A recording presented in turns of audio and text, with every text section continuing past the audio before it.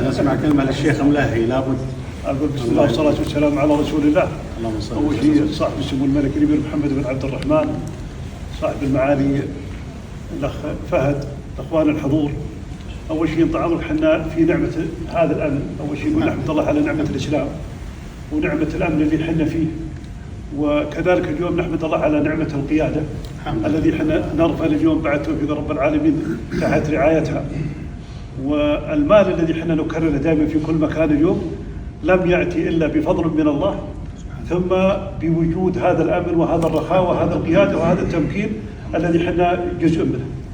الشيء الآخر، نحن ولدنا وليس في جيوبنا شيء، وسوف نذهب من هذه الدنيا وليس في الجيب شيء.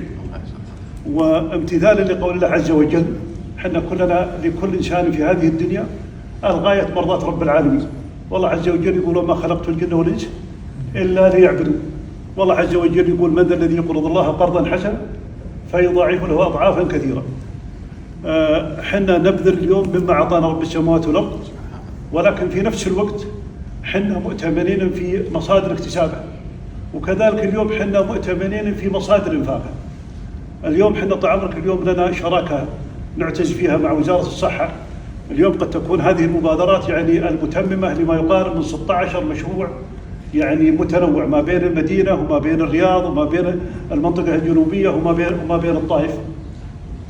ولا يعني فلو لم نجد من الاخوان في وزاره الصحه من سرعه التجاوب وتذليل العقبات اليوم لما وصلنا من هذا المكان. الشيء الثاني، كلمه نقولها اليوم امام الملا وانت ليس في حاجتها: لم نتصل عليك في لي ولم نرسل لك في اي ساعه من الساعات الا ما وجدنا منكم الدعم، لا انت ولا سمو الامير فيصل في هذه المنطقه، وهذا من توفيق الله لهذا البلد بشكل عام. وحنا نجد انفسنا حنا من ابناء هذا الوطن اليوم، وهم كثر المخلصين الراغبين ان يخدمون بلدهم اليوم في مجالات شتى. نسال الله ان تجعل الاعمال خالصه لله، وان يطيل اعماركم على طاعه، وان يحفظ بلدنا من كل شر، وان الله يجزاكم عنا وعن الحضور كل خير ان شاء الله. كلها توجيهات ولاة الامر. احنا هنا بخدمتكم. توجيهات ولاة الامر، الله يحفظهم. شاكر لك، الله يعطيك العافيه.